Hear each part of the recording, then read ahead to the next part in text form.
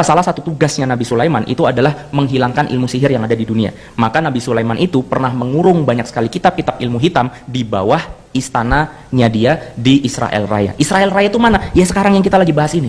Sekarang yang kemudian kita sebut dengan Baitul Maqdis itu ada the Solomon Kingdom. Nabi Sulaiman hilang, itu kerajaan Israel Raya pecah jadi 12 kerajaan. Persis seperti Bani Israel jumlahnya 12 klan. Maka singkat cerita, Allah murka.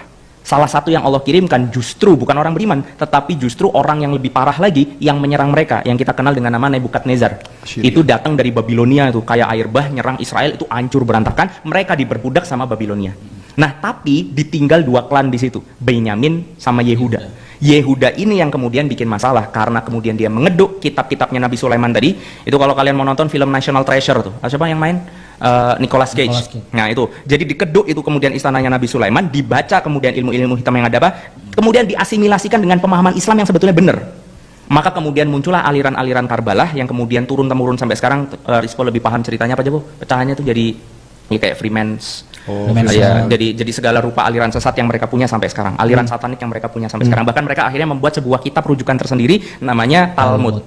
Gitu ya, kalau kalian baca, wah serem banget. Lah gimana? Hanya Yahudi yang manusia, selain Yahudi bukan manusia. Makanya kalau misalkan kalian baca Talmud terus ada orang Muslim bahkan dukung Israel, ngerti nggak sih? Mereka nganggap, ya mereka gini loh teman-teman. Salah satu syarat orang bisa membantai ratusan ribu orang seperti yang di Palestina, itu kalau mau bisa dilakukan itu dengan sukacita, dengan benar-benar semangat, adalah menganggap kita bukan manusia. Harus didoktrin gitu. Lah gimana Nazi waktu-waktu itu ngelakuin yang pas Holocaust itu, kemudian dia kumpulin semua orang terus dikasih gas beracun. Mereka katakan apa? Dia lagi bunuhin tikus.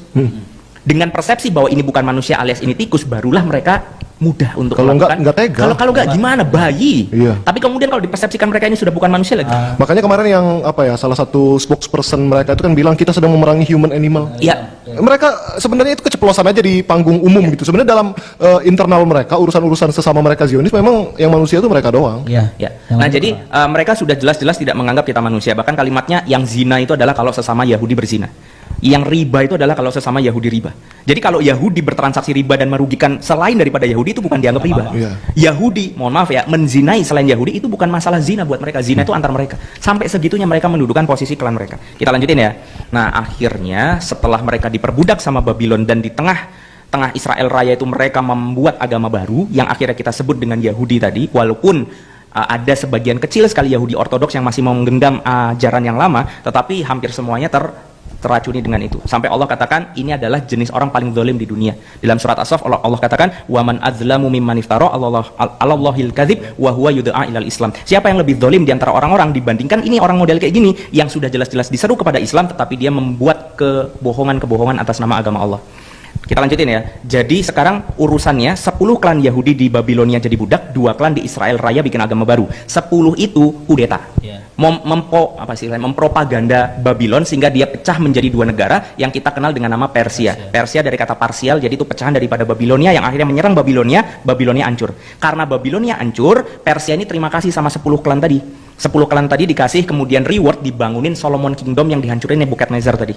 Jadi dibangunin Solomon Kingdom untuk yang kedua kalinya. Jadi yang sekarang mereka lagi hadepin itu yang katanya disebut tembok ratapan adalah sisa daripada The Solomon Kingdom, itu sejatinya adalah yang dibangun sama Persia, bukan yang di masa Nabi Sulaiman. Nah, ketika 10 klan ini dibalikin nih ke Israel Raya, 1 klan belok ke selatan. Ini klan paling soleh, namanya Lewi. Levi ini belok ke selatan karena mereka masih meyakini bahwa Mesias mereka, penolong mereka akan datang sebagaimana yang dijanjikan oleh Tuhan mereka di tempat yang penuh dengan kebun kurma. Lewi inilah Yahudi-Yahudi yang akan kemudian beranak pinak dan menunggu Rasulullah kita di Madinah. Itulah kenapa di Madinah ada Yahudi. Itu keturunan Lewi yang pindah ke selatan.